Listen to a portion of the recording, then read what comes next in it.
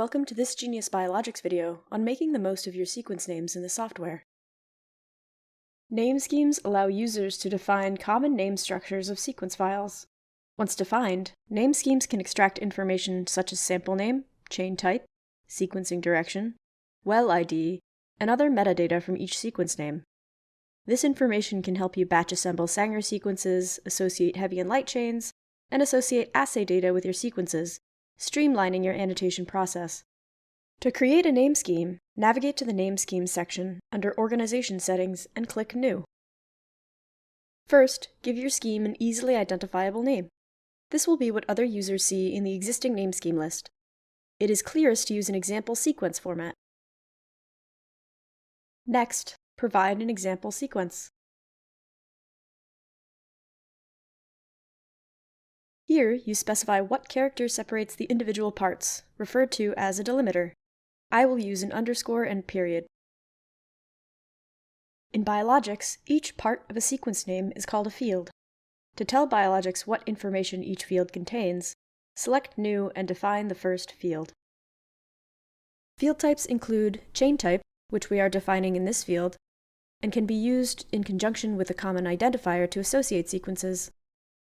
A common identifier field type is used to associate sequences or chains together if the fields match. A display column field type is for pulling out any part of the sequence name into a column in your results, such as the well ID. Direction field type is the direction of the sequence for batch assembly. This example uses chain information, so name it chain and select chain as the field type from the dropdown. Then select the appropriate name part. You can designate each part of your name scheme as having different field types.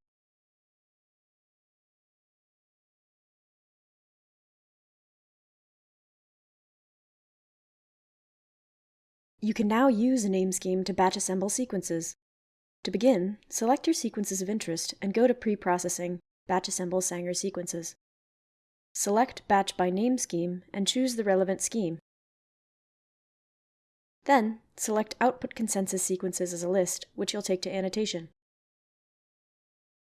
Because we used a name scheme for assembly, you can take the sequences directly to Annotation without associating the heavy and light chains in an additional pre-processing step. To do this, select the assembled consensus sequences, and then select Antibody Annotator. Choose the appropriate reference database.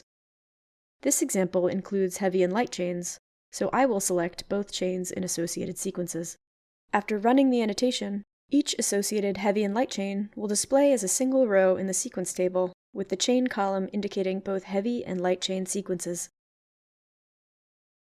You can also use your file names to associate metadata with your annotation results.